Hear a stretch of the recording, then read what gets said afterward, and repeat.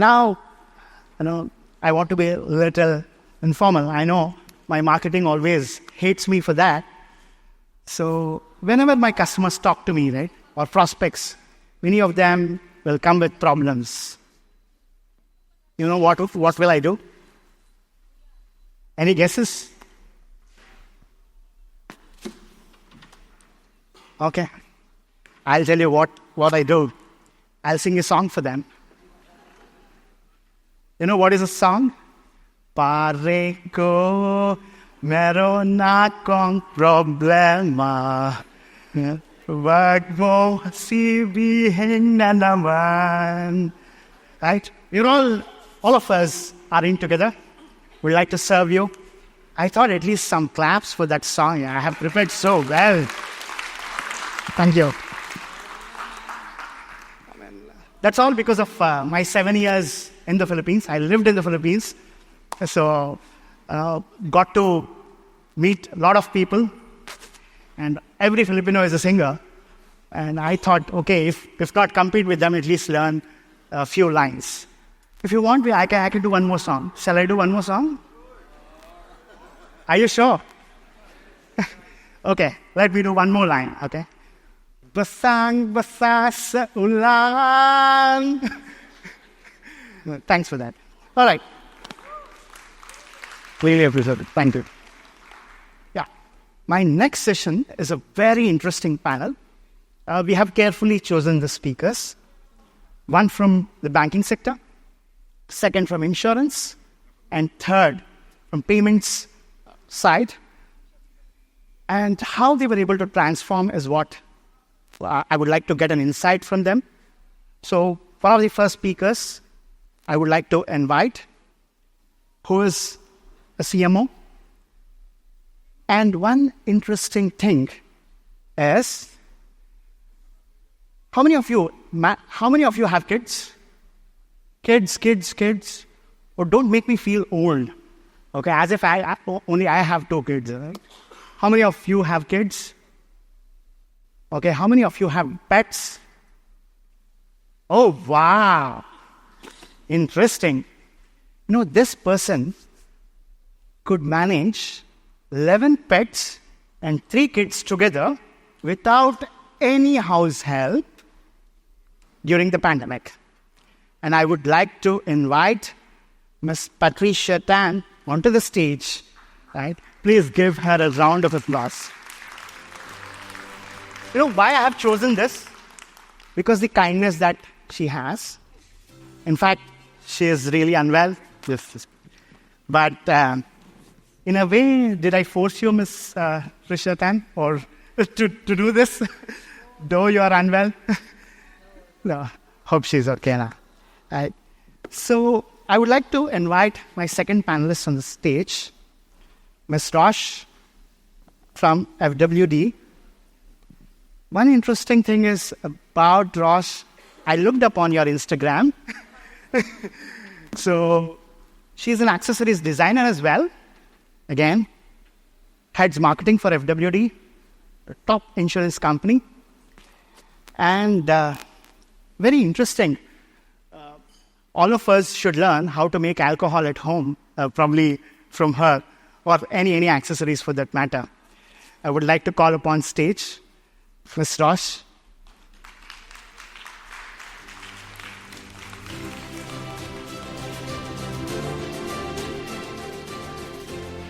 So I thought not only one side should dominate.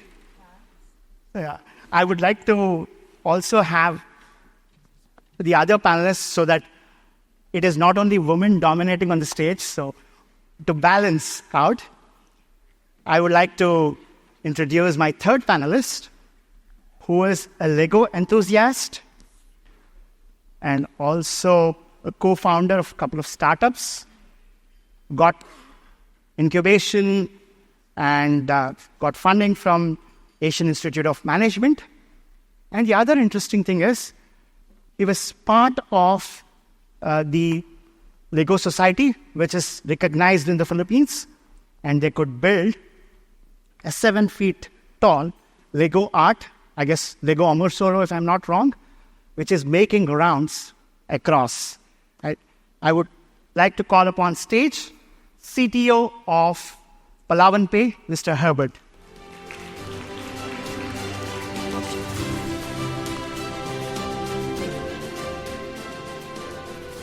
And Joseph. Okay, let's go and find out more from them. I guess I have leaked some of the information, but I would like to understand more. Probably, Roche, you can start with, what are you up to in the current role? What are the activities? And what are the challenges? Briefly, will be of great help to our audience.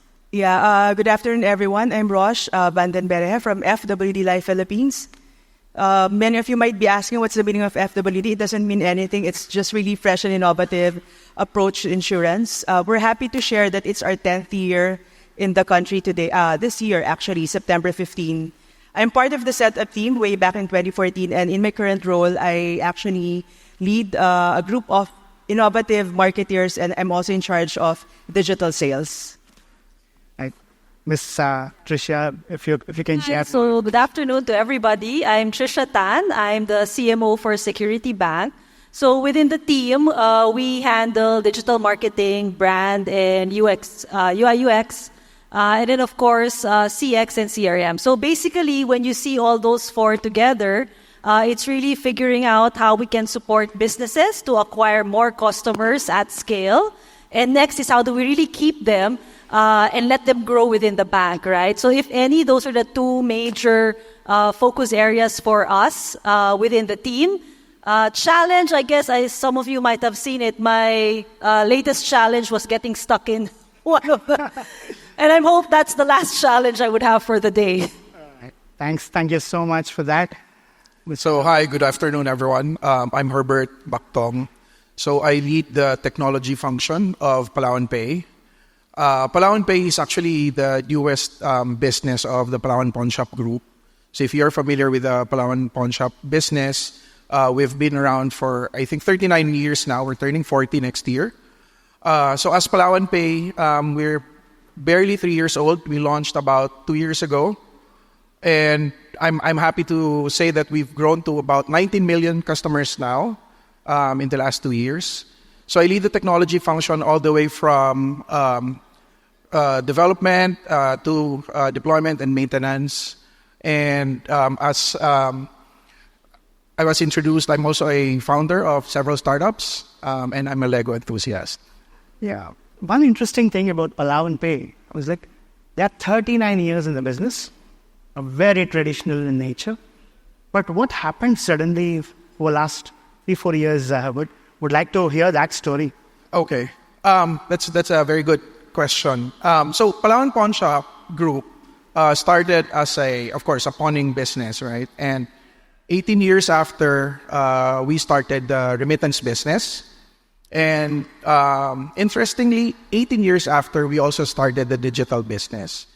And the digital business is actually a response during the pandemic, because pre-pandemic days, we were actually enjoying about 1 million customers a day. So that's 1 million foot traffic every day in all the 4,000 branches that we own. And come pandemic, it actually decreased, obviously, because of the restrictions. So we had to find ways to actually maintain our strong, coverage of the remittance business. Hence, we launched PalawanPay 2022, April 2022. So it's a response to a declining service, and as people turn to digital, we've actually maintained that number, considering the offline channels have started to decline. All right, interesting. Thank you. And one thing interesting about Security Bank, when I landed in this country 7 years back, the kind of experience that one gets at the bank's branch is phenomenal. I used to visit the Makati branch, which is in Ayala Avenue. Would like to, at that point of time, I used to deposit the rent to my owner, which I didn't want to do, but had to do. So, Stan, if you could elaborate, because you worked with bank for 10 years, a decade, and you climbed up through the ranks. So, is it by design in terms of this experience that one gets at the bank branch? So that is one question that I have. And second is what are the initiatives taken at the bank? Because again, we discussed a while ago where the average age of a Filipino is very, very less, and the behavior of each customer is very different. So if you could touch upon these two aspects, it'll be great. Okay, so in the branch, if you ask if that's by design, so my answer there is yes. Oh, yeah. So for example, for banks, normally it's all about journeys, right? So we've looked at each journey a customer may have at the branch then. I think we mapped out more than 500 customer journeys that a customer might have to go through in a branch. So that's important because that then helps guide you in terms of processes that happens within the branch and after, because obviously not everything is straight through, at least at that point. Given what you mentioned, where there are a lot of younger Filipinos, I think that's also consistent with what we're seeing. A lot has changed from a marketing and CX standpoint, right, here in the Philippines. So for example, for us, 50% of our acquisition is done online versus the branch, where we were primarily doing maybe 80% branch then. So a lot has really changed drastically. I think where MarTech tools have really helped us is one in acquisition, and maybe just to share, and I know there are a lot of digital marketing folks in the room, it allows us to target them better, right? So by working with our data team and using data analytics, doing more data-driven decisions, we're able to acquire customers based on the quality we want. So looking for really targeted customers depending on the products that we are offering to the market on a digital landscape or even at the branch, right? Next is we're able to link it up. Because for banks, it's very hard, well, at least then, it's very hard to ask for a marketing budget. So I'm not sure if that's still a concern for some of you.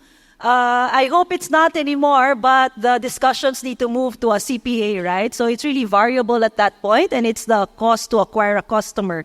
So it's not about how much your fixed marketing budget is. Even people within your Mancom or senior management know that there's a cost to acquire a customer, which is why targeting is very crucial. Next is linking your online and your hybrid online and offline experience. So it really is a hybrid experience for the customers. And because it's part of keeping the customer, right, not just continuously acquiring and then just having a higher attrition rate, you also need to figure out what's next best for that customer. It can be from a servicing standpoint or from an offer standpoint, right? So it's evolved in so many ways now that really changes the landscape for a marketer in any industry, I would think. One interesting snippet that you have mentioned is the cost of, or your acquisition is 50% online. That is phenomenal. Yeah. Right? Yeah, that's interesting. Hope, one area of concern I always had when it comes to Philippines is insurance, right? The penetration of insurance, and that is a huge challenge. So while I have seen a lot of growth because of banking, again, digital banks, probably the payment apps, where wallets have come in, but insurance looks like still far off from this journey. If you could throw some light in terms of what is a penetration and how are you looking at tackling it, will be of great help to our audience. Ms. Roche. Okay, so there are about over 110 million Filipinos, and can you believe only less than 2% are actually insured, right? So we mandate the cars to be insured, but not the lives of the people. It's kind of, it's mind-boggling, to be honest.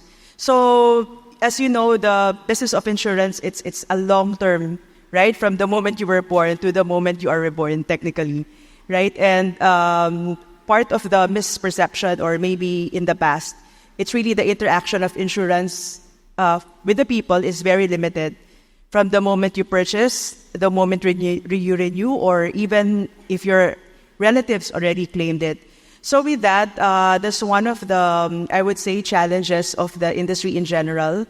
And at the same time, because limited interaction, right, compared, let's say, to a bank where you do, or even a payment gateway where you do it every single day. Another thing is, for that matter, when we think of insurance, we directly think of the death, right? Or we even think of, we call it critical illness. But if I look at in this room, I see actually, I think an average of 27 to 30 years old. I don't think any of you are thinking of death for that matter, right? We're thinking of life. We're life insurance, so we should be positioning life as it is. So with that, what we've been doing, at least in FWD, is really look at the positive side of things. As you know, if you've been, let's say, following us or reading information about us, we've launched products or propositions that are more relatable to the younger generation or to the next generation, right? Wherein we launch insurance for gamers, for example, or even insurance for music lovers, or just last week we launched insurance for mental well-being. The reason we do that, of course, we cover those critical illnesses, but at the same time, there are more and more Filipinos who doesn't want to think of really the serious side of insurance, but at the same time, they think of, let's take, for instance, gamers. And I like to make it as a case because it's really a good thing to hear. When the industry of gaming, esports, for example, asks us why is insurance present in e-gaming, right? In esports, what's the connection? And then we tell them, esports people, or even those who are gaming, they actually have the money, right? Because first, how much is it to actually purchase all of those in-apps? That's one. And then second, when you're young, you are exposed, for example, to radiation of your screen, or you use your fingers more often actually to play. So what if we tell you with our coverage, for example, for gamers, we cover all of those nuances.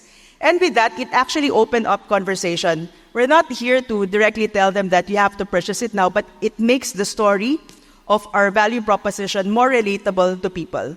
So that's how we actually started. So just a quick one, for example, music lovers, right? They're saying, what is the connection of liking music, or whether you like to sing or you like to enjoy concerts, with insurance? And then we tell them simply, if you're into music, or let's say if you use your voice, right, we have coverage or proposition that actually we cover if you have, you lose your sense of hearing, and you lose your sense of voice, right? And if you're a voice-over announcer, that's very critical. If you love music so much and you like to listen to Spotify, for example, that's detrimental to your happiness. So again, the strategy there is make our offering relatable so more people can understand, and it will open up conversations as they go along their journey in life. I know. Roche is subtly trying to sell me because I have sung a very good song.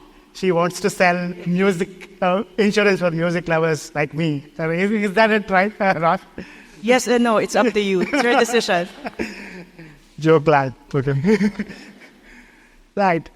So, Herbert, one interesting thing that you have done, I believe, is, though I'm sorry if I'm just repeating it again, that you're a traditional organization for about 30, 35 years, but when you started this journey, you have embarked on this journey by embracing all the technologies or digital technologies which are in place.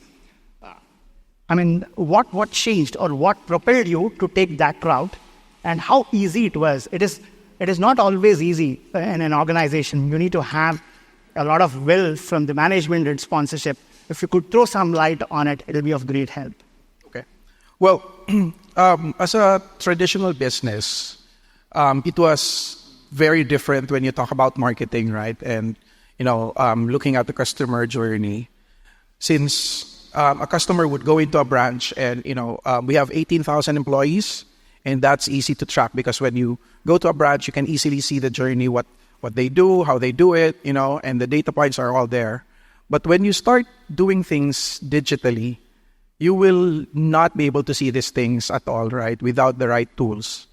So when we started building PalawanPay, that was the very first thing we wanted to do. How can we see what the customers are doing? What are the things that they prefer?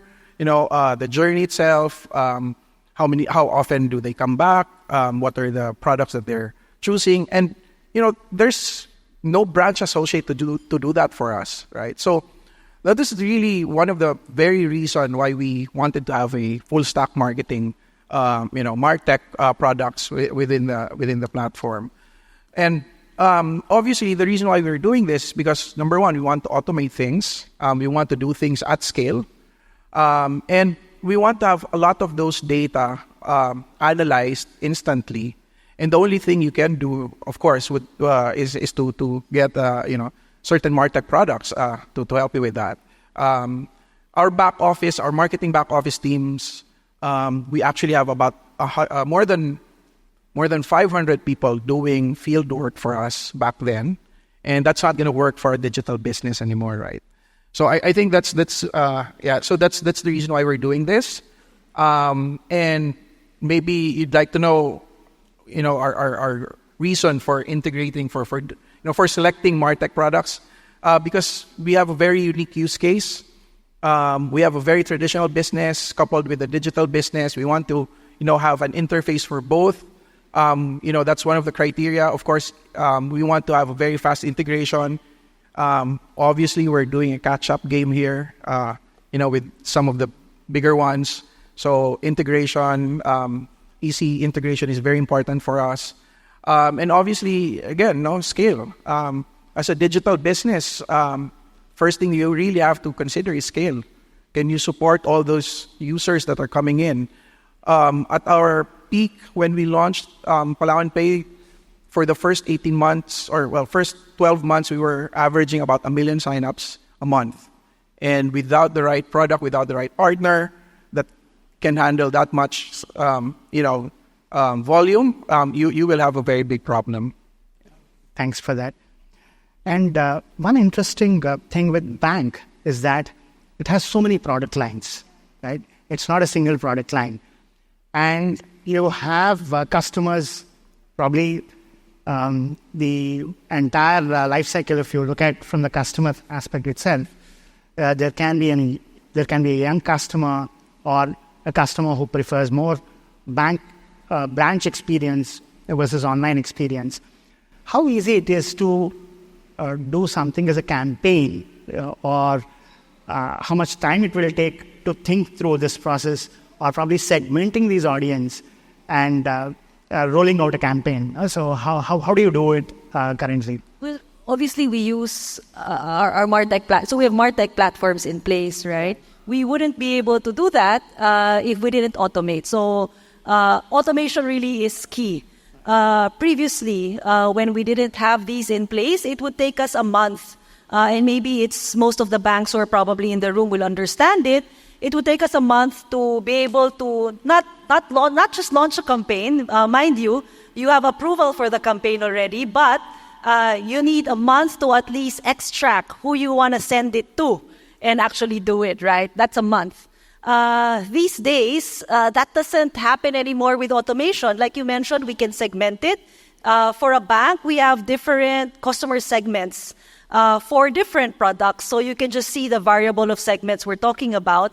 You don't also look at it on a per segment anymore. You build use cases. And I think for most of you who have your MarTech platforms in place, understand the value of having these use cases in place, right? You're personalizing your communication and engagement with your customers, and you're trying to do it in scale and making sure it's still relevant to them based on their actual performance or behavior. Maybe just to share just one point, when we launched a new product earlier on, just like a month ago, a product or a service. What we were seeing was when we sent out the email to younger folks around 30 to 40, the email was just short, and we just placed a link to the web, which will bring them to the other details of how to do it, right? When we saw that those that are around 55 to 60 years old, we sent out the email, they never went to the web. So one, they don't click on it. Next is, they didn't appreciate that the email was short. In fact, we got a lot of comments about, we don't understand how to do it. We don't understand. So theirs was a little longer.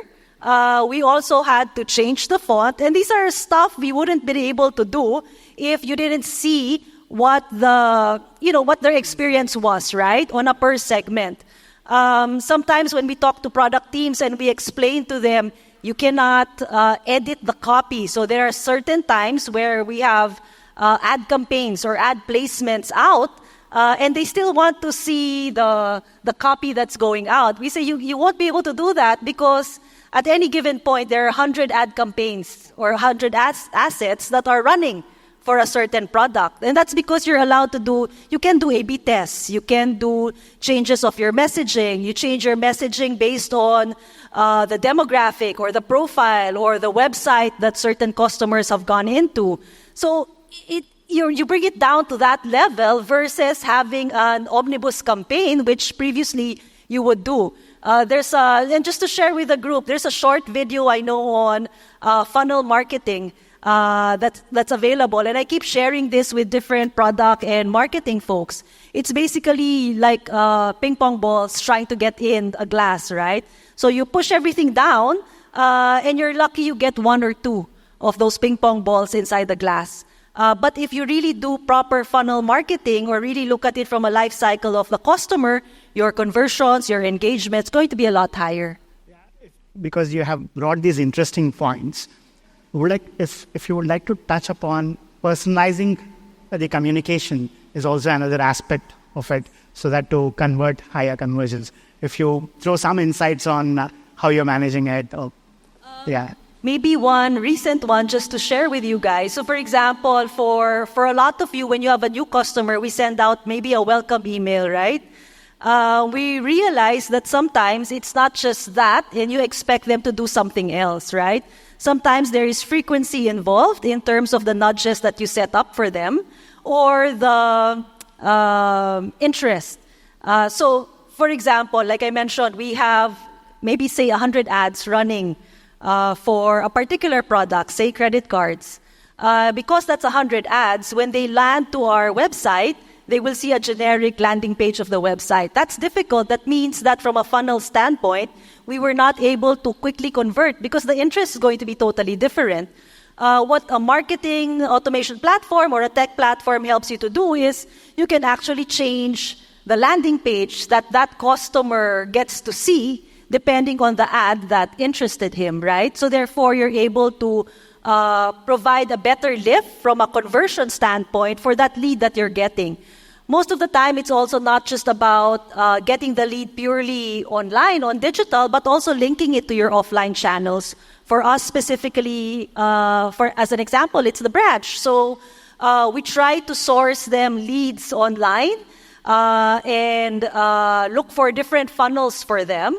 And only when the particular lead is really very interested, then marketing automation allows us to bring it down to the right branch, in the right city, or to the right RM, because some of them might be more wealth type of customers, so we give that out to a wealth customer rather than giving it to a branch. So a MarTech platform or an automation platform allows you to do all these things where previously it's hard to really attribute or see where a customer is at. Fantastic. Thanks for bringing that aspect, because one area is ability to personalize, like the same URL, giving a different experience, probably to me versus Herbert versus Patricia, is an amazing thing. So one aspect again, if you're looking at personalization, right, for Roche, right, because you have created so innovative products, like product for music lovers or product for gamers is very unique, right? And definitely it needs more information from the customer, from the KYC process, right? Again, at the same time, there is privacy concern. So how much information to be shared? So how do you manage this? Probably at FWD, that will give us some input. Yeah, so for life insurance in particular, the relationship is a lifetime, right? So that's the stark difference between let's say an FMCG and in our industry, from the moment you purchase and all the way to claims and all the way to recovery. So having said that, our product suite or our proposition suite is actually composed of commercial innovations like that insurance for gamers, too, as well as also our basic life insurance proposition, right? So what it does is that because there are so many unique, so imagine if you're young and in the life cycle journey, I'll just divide it into two things. One is first, they're not your customers. They wanted to know how insurance works. And then once they're your customers, and then they go through their life changes, whether they're young, they got married, they have a kid, they're now grandparents. The changes in their lifestyle has already evolved, as well as their need for protection, for example. So when you link that back to KYC, first, insurance is a highly regulated industry, right? Just like any other financial institution. So it's already there. What we also reinforce really heavily is data privacy. In fact, before I joined the meeting here, I just came from a SteerCo committee on data and AI, wherein all the things that has to be done are actually put in place. In fact, internally as well, I'd like to link that, and then I'll go back again to the story. We have what we call our data champions, right? So because when we think of privacy or even KYC, for example, of all the journeys that we handle, of all the data that we handle, and life stories of our clients, what's important is we start from within. And by reinforcing the data champions from every single department in our group, and really giving them the tool and training them, we're actually protecting our customers, and at the same time, we're also protecting our employees in general. Yeah, another area in insurance in particular is probably agent has to actually serve the customer most of the times. So how do you see it as evolving, right? Okay. Yeah. So if you touch upon that. Yeah. So good thing you asked about it. I almost forgot. So in our business, in FWD in particular, we are in the business of B2B and B2B2C. What does it mean? So B2B is that we have FWD as a company, we have our distributor, our financial advisors, or even our partners who actually sell our products. On the other hand, when you say B2B2C, we have us. And then we can also go direct because we have our e-commerce, right? Right. So actually, what does it mean to our business? We really first protect FWD, when it was born, digital is already at the core. So it means when we sell, we don't use paper. So all the KYC are already logged into our platform. When the proper KYC is not done, it won't even go. So those are one key metrics, right? So if you link that, so that's the platform that our advisors use. But if you link that to the e-commerce space, again, we have series of questions that follow the regulator. It goes through, again, several approval process. If you don't provide all the necessary information for you as a person who wanted to purchase insurance, it also doesn't go. It stops somewhere. And then we have our offline channel to actually follow up our online. So that's just one of the measures wherein we ensure that KYC is properly done. And of course, when it's related to data privacy, we only ask the things that we really need, right? We don't need, unlike before, when we started the business, we actually saw like a 20, 30 pages in terms of asking you all sorts of sickness or illnesses that you have. I'm happy to share that now I think we're just down to 5 to 6. It's really that fast. So that's how it evolved using the role of technology. Thank you. You brought up an important aspect of data privacy again. Being a CTO, I guess that is one of the area of concern, and particularly in the space that you are in. Both data privacy and security are of paramount importance, right? So what are the technologies that you use so that you'll give the comfort to the end consumer that yes, your data is with me, but it is secure and it is maintained in a proper manner. So what are the different technologies you use? Well, it's data privacy and security is not really much on just technology, right? As an EMI licensee, we're also very regulated, highly regulated business, right? We're under BSP supervision. So there's a level of compliance that we have to follow. And PalawanPay, we've actually, have our infrastructure certified through PCI DSS. So it's a very, strict certification that's followed by payment system. So Visa, MasterCard also undergoes this now, and it's a requirement. So having, compliance and certification such as PCI DSS actually guarantees that security is at a very high standard. And aside from that, we're actually, in the cloud. And obviously, most of the major cloud providers have a very strict standards as well. And internally, since we have been in the business for 39 years, and we have been supervised for, quite some time now, we've already applied a lot of policies and procedures in terms of security, right? But as far as MarTech and integration, we actually hyper-personalize at a very minimum personal data.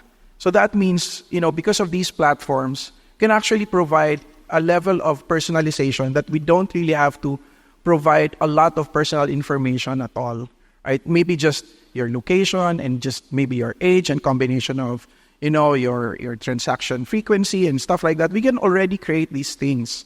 Unlike before that you need to have all the personal information, process that through your MIS, come up with, your customer personas, and then start targeting. But by then, maybe that person already turned 40, no longer your customer, or, things like that. So the advantage of doing things digitally is that things can be done very, very quickly at a very minimum effort, right? And at a very secure way.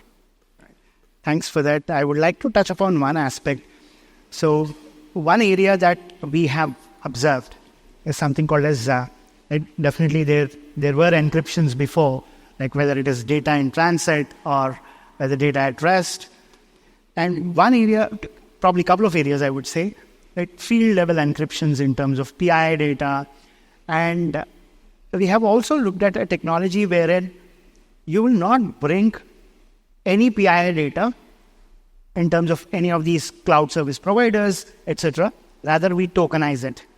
And this is only in the runtime, you will fetch it, you will use it as it is required.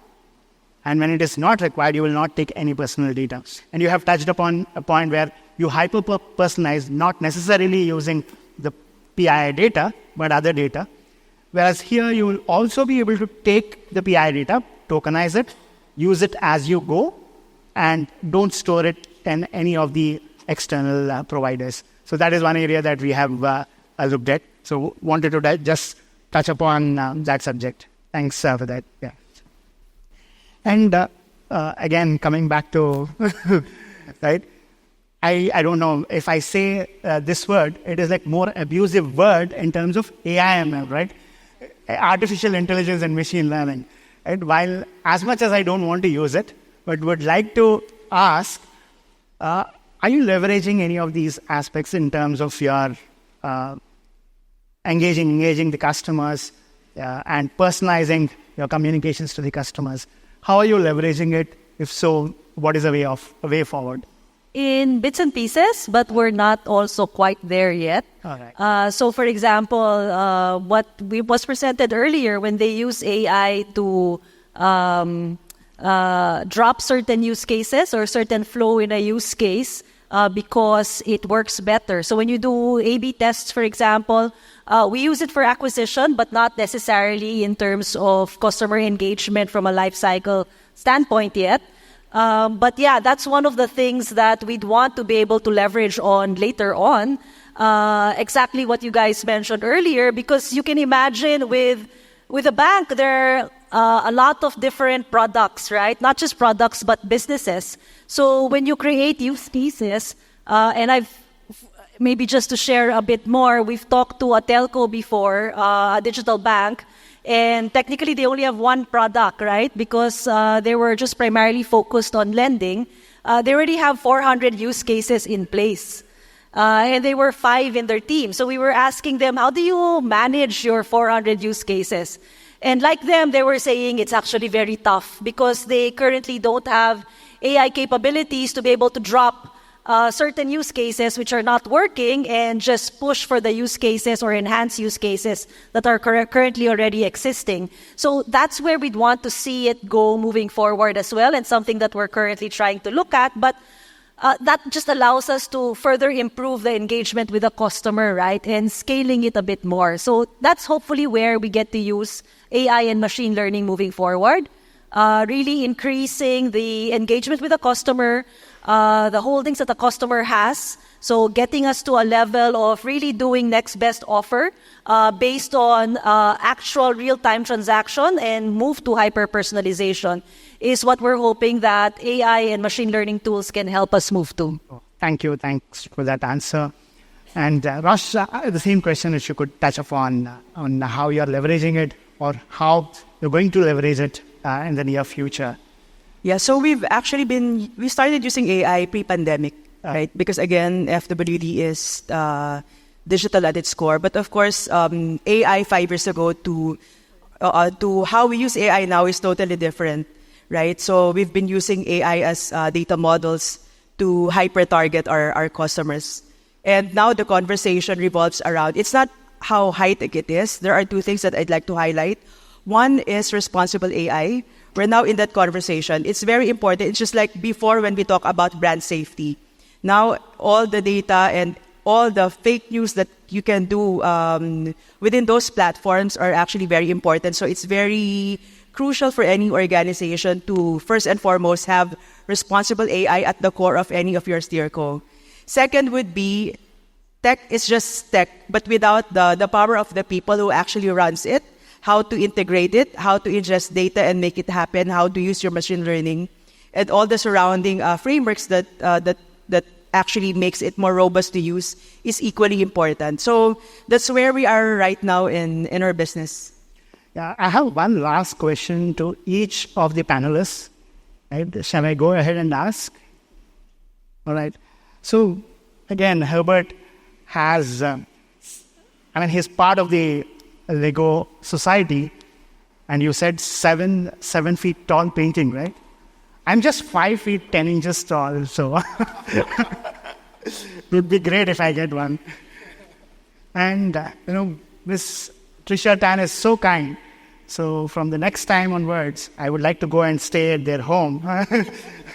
I'm just only one. You have 11 dogs and 3 kids, so I don't trouble you much. And definitely, as you know, I'm a music lover. I'll get a free insurance from Miss Roche. Okay, I'll check your profile later. I guess there's the best question I might have asked in any of the panels. Thank you so much. You have been so great. I really appreciate it. And one round of applause for our panelists, please.